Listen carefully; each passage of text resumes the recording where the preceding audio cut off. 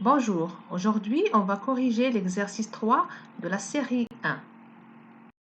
Avant de commencer la correction de l'exercice, nous tenons à rappeler quelques notions sur les quantités de chaleur dans le cas d'un échauffement ou refroidissement sans changement d'état. Donc cette quantité de chaleur, on l'appelle chaleur sensible. Donc à volume constant, on a une transformation isochore. Donc delta U est égal à QV qui est égal à N, l'intégrale de TI à TF de CV dt. Avec CV, c'est la capacité thermique molaire à volume constant. Et à pression constante, on a une transformation isobare. Donc delta H est égal à QP qui est égal à N, l'intégrale de TI à TF de CP dt.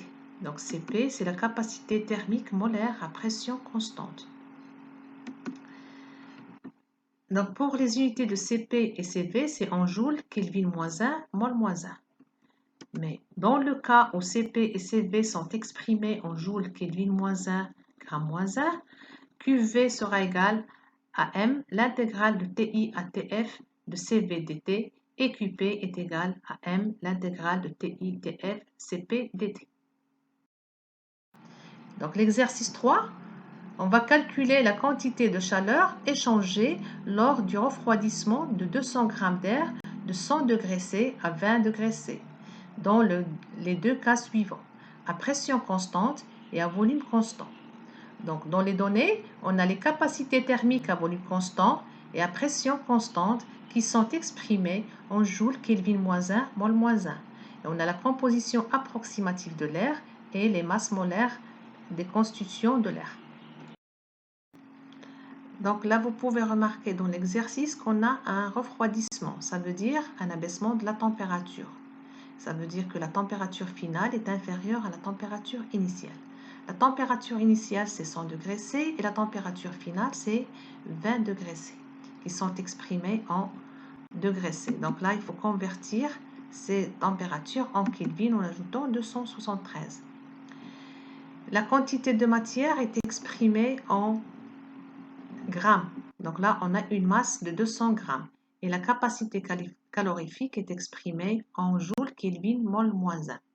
Donc pour calculer la quantité de chaleur échangée par la masse d'air lors de son refroidissement à pression constante, on va utiliser cette relation. Donc la QP est égale à N de l'air fois l'intégrale de TI à TF de CP de l'air fois dt, qui est égale à la masse de l'air sur la masse molaire de l'air intégrale de TI à TF de CP de l'air fois dt. La capacité calorifique est une constante qui ne dépend pas de la température. Donc ce qu'on aura, c'est M de l'air fois CP de l'air T final moins T initial. Donc là, on va calculer la masse molaire de l'air. L'air est un mélange de gaz qui est constitué principalement de N2 et de O2. Donc pour calculer sa masse molaire, on va appliquer la relation M du mélange qui est égale à la somme des XI MI. Donc on aura la masse molaire de l'air, c'est la fraction molaire de N2 fois la masse molaire de N2 plus la fraction molaire de O2 qui multiplie la masse molaire de O2. Donc pour l'application numérique, on aura 80 sur 100 qui multiplie 28 plus 20 sur 100 qui multiplie 32.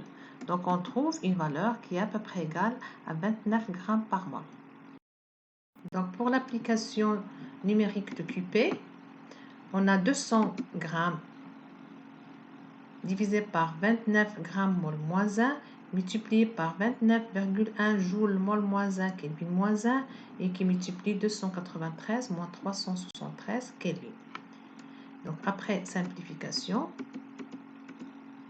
l'unité c'est en joules et on trouve une valeur de moins 16055,17. Donc dans la suite de l'exercice, on va calculer la quantité de chaleur échangée par la masse d'air lors de son refroidissement à volume constant.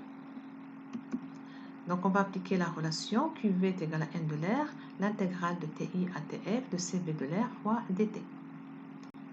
Parce qu'on a la capacité calorifique à volume constant et la quantité de chaleur à volume constant qui est égale à M de l'air sur la masse molaire de l'air, l'intégrale de TI à TF de CV de l'air dt. Donc CV est une constante, donc on aura M de l'air sur la masse molaire de l'air fois CV de l'air multiplié par T final moins T initial. Donc, par application numérique, on va trouver une quantité de chaleur qui est égale à moins 11 457,86 joules. Donc, le calcul des quantités de chaleur échangées à pression constante et à volume constant a donné une valeur qui sont négatives. Donc, on a QV et QP qui sont négatives. Ça veut dire que lors de son refroidissement, la masse d'air dégage de la chaleur.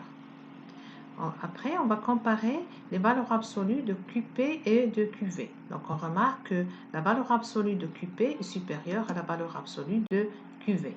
Donc, ce qu'on peut dire, c'est que lors de son refroidissement, la masse d'air dégage beaucoup plus de chaleur à pression constante qu'à volume constant.